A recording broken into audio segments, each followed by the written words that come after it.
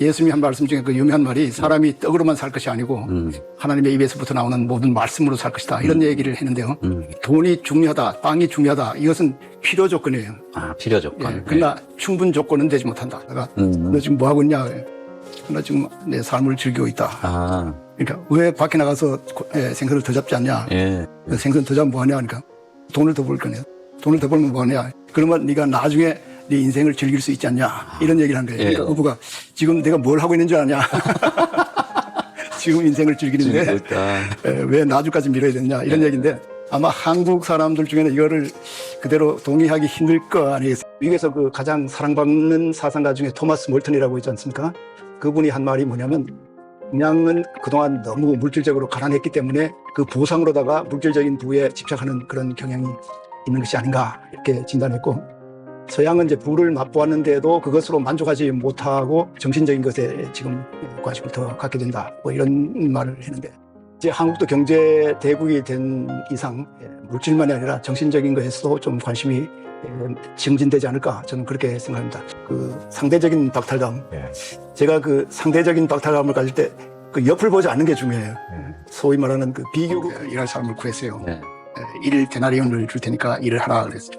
다음에 또 나가가지고 또 사람 구해가지고 또 심지어는 저녁 5시에 또 이제 불러가지고 일을 시키고 그 다음에 이제 그 임금을 주는데 늦게 온 사람부터 돈을 줬어요. 그러니까 1데나리온씩. 아침부터 온 사람은 우리가 더 받을 것인데 하고 기다리고 있는데 1데나리온밖에 안 주는 거예요. 그러니까 주인한테 이제 불평하는 거예요. 우리는 아침부터 했고 저 사람은 이제 금방 왔는데 어떻게 돈을 같이 주느냐. 공평하지 않다. 근데 거기에서 문제가 된 게 뭐냐면 임금이 노동의 대가로만 생각하면 그건 불평하는 게 나타난 거예요. 그러나 노동이라는 것은 여러 가지 다른 의미가 있거든요.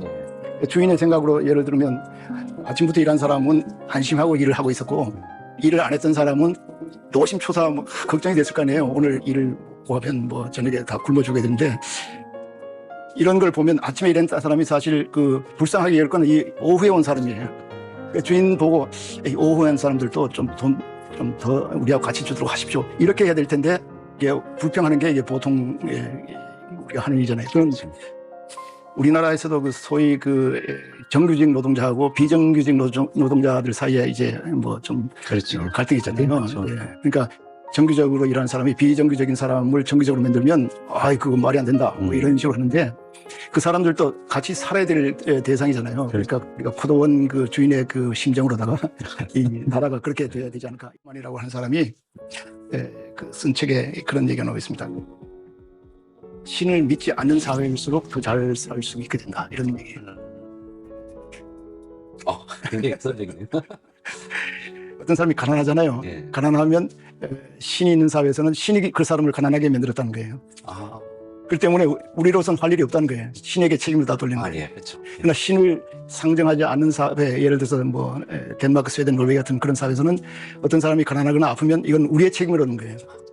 국가의 책임. 국가의 책임이에요. 공동 책임. 공동 책임으로서 이 사람들을 도와야 된다니까 그러니까 복지 그 제도가 이제 점점 발달되는 거죠. 내가 번 돈 내 마음대로 쓴다. 자기가 번 돈이 세상에 하나도 있을 수 없어요. 그 물건을 만들기 위해서 얼마나 많은 다른 것이 필요한 거예요.